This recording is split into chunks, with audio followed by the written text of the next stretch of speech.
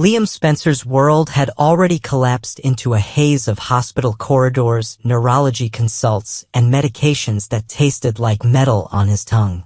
But nothing rattled him more than Steffi Forrester's unwavering insistence that he finally unbury the secret eating at his sanity and tell Hope Logan the full, brutal truth. The tumor lodged deep inside his brain was not only inoperable but already triggering surges of electrical chaos that sent him convulsing without warning. Steffi's reasoning was painfully clear. Hope kept accusing him of favoring Kelly over Beth, kept misinterpreting every hushed phone call and missed school play as proof he no longer valued the family they had tried so hard to rebuild. And those misunderstandings could no longer be carried on Liam's weakening shoulders.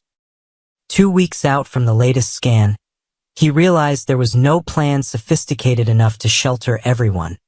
So he let Steffi guide him through a confession that unfolded in the cabin as dusk seeped through the windows. Hope's reaction detonated like gasoline hitting an open flame. Stunned empathy might have been Liam's fantasy, but what he received was volcanic fury. She trembled with rage, demanding to know why he still saw her as an outsider after all the nights she spent pacing Beth's nursery alone, feverishly checking her phone to see if his work trips were truly business or covert rendezvous with Kelly's maternal side of the family. The revelation that the distance stemmed not from infidelity or indifference but from terminal illness did not douse the flames, it redirected them. Hope accused him of deciding unilaterally that she was too fragile to shoulder the impending loss, treating her feelings like lesser valuables while Steffi sat in the privileged circle of confidence.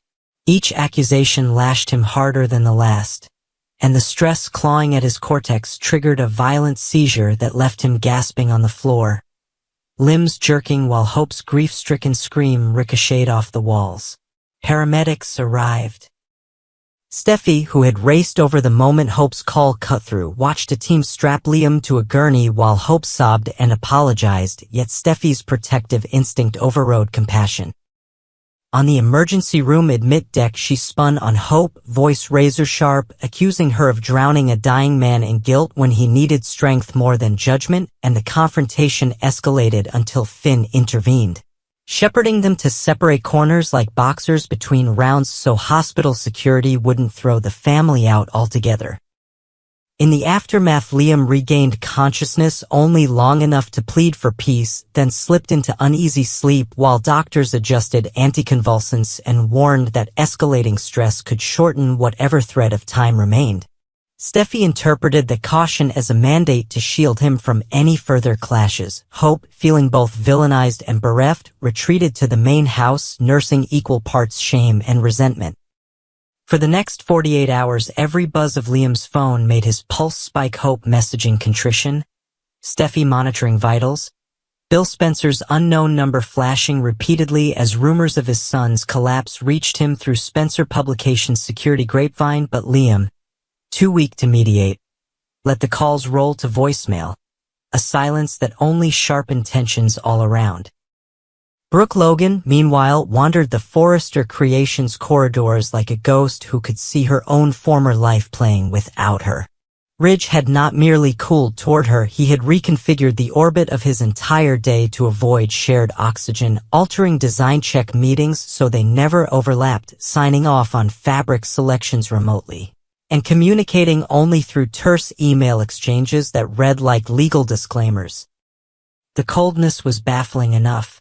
But Taylor's gleeful announcement that Ridge was planning a proposal worthy of an Italian sunrise turned the knife. Taylor's voice carried across the executive suite as she recounted details how Ridge wanted the Amalfi Coast cliffs, a quartet of live violinists, a jewel-toned ring reflecting Tuscan sunsets, and the words hammered Brooke with humiliating clarity. Ridge was closing the book on decades of on-again, off-again devotion almost gleefully. Donna tried to soothe her sister with talk of new beginnings. Katie offered to run interference with Ridge, but Brooke couldn't scrub the image of him on bended knee before Taylor from her mind. More sinister thoughts surfaced in the sleepless hours. booking a seat on the very flight to Rome, storming the proposal site to remind Ridge of every vow he'd sworn to her, but self-awareness tempered the impulse. Another public meltdown would only prove Ridge's conclusion that she was a thorn in his future. Still, the pain festered, especially when she passed Taylor in the hallway and heard the psychiatrist humming Italian love songs under her breath, as though Brooke's heartbreak were background ambience to her patient-to-fiancé victory lap. Across town, Luna Nozawa plotted a different offensive. Having decided that a future entwined with Dr. John Finnegan would not be denied, she surveyed Steffi's vulnerabilities and found a chink: Hayes, the toddler who embodied Steffi's entire heart. Luna, convinced that destiny favored her ambition, waited for a morning when Steffi dashed out, summoned by new neurological test results for Liam, and crept onto the Cliff House property through a rarely alarmed side gate. Hayes played in the garden under Amelia's distracted supervision. A staged burst pipe at the front utility line sent the nanny rushing to shut off water, and in that thin sliver of time Luna whisked the child into a waiting sedan driven by a hired accomplice, disappearing before questions could form. Her ransom came in the form of a phone call so calm it chilled Steffi's blood: accept that Finn will build a future with Luna or risk never seeing her son again. Steffi's first instinct was to unleash the full force of both the Forrester and Spencer empires. But the same doctors advocating calm for Liam impressed on her that any news of kidnapping could send his neurological activity into unrecoverable overdrive. Torn between maternal terror and the need to protect Liam from fresh shockwaves, she played for time, telling Luna she would discuss terms so long as proof of Hayes' safety came hourly via video. Finn, upon learning his son was in peril, erupted with equal parts horror and disbelief that anyone could wield a child like a bargaining chip. His fury crystallized into a plan: contact Bill Spencer, whose private security network operated in shadows law enforcement could not legally inhabit. But secrecy had to hold until they pinpointed location coordinates or risk Luna relocating the boy beyond easy retrieval. Bill Spencer was already a volcano on the verge of eruption. Earlier that day he had discovered through medical system hacking a favor called in from a hospital board member that Liam's charts listed an inoperable tumor, as well as a seizure event less than 24 hours old. The realization that his eldest son had walked this path alone sent Bill into action mode. Private investigators dispatched to every clinic Liam ever visited, corporate jets fueled on standby, and a standing order to his tech division to monitor any cell ping traceable to Liam's number. When those pings abruptly ceased, Liam, overwhelmed, had powered down to escape the cacophony. Bill interpreted the silence as disappearance or worse. Spencer headquarters became a war room, satellite maps covering conference table glass and analysts triangulating possible routes Liam could have taken if despair drove him out of town. Justin Barber, back in Bill's inner circle, warned that resource allocation for the citywide search would signal weakness to global subsidiaries, but Bill's roar silenced strategic concerns. No merger, no profit forecast. No shareholders superseded Liam's fading heartbeat.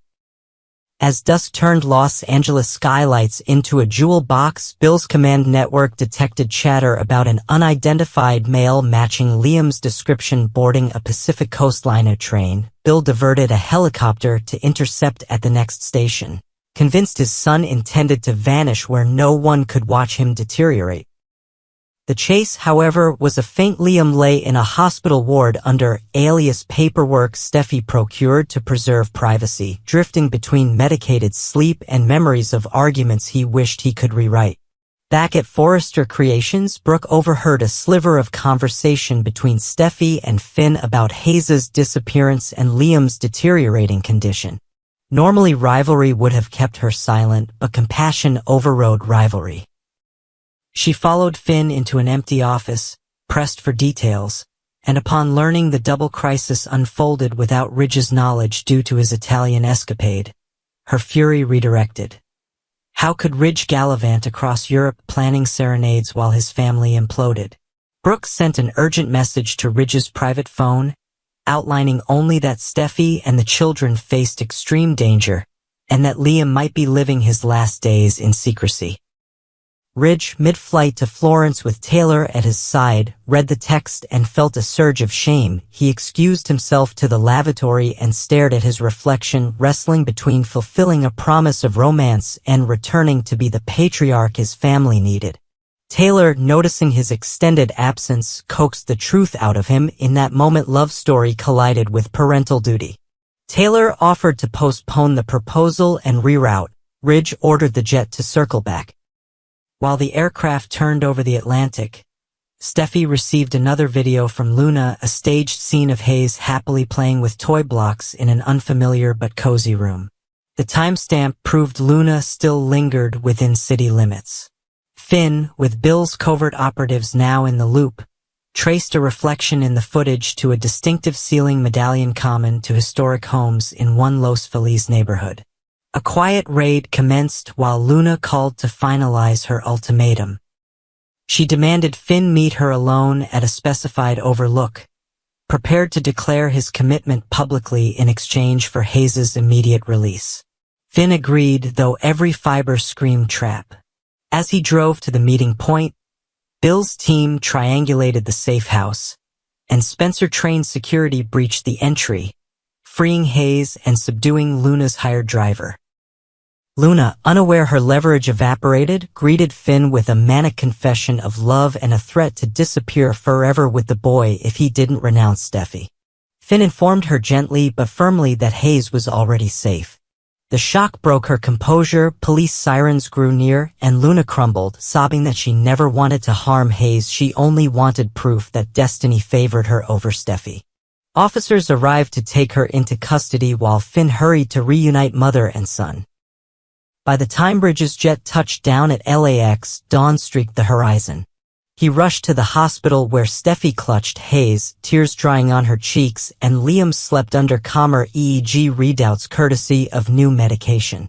Hope stood nearby, guilt eroding her resilience, and the sight of Ridge melted her into fresh tears. Ridge held her, then embraced Steffi, then sat beside Liam until his son-in-law stirred awake.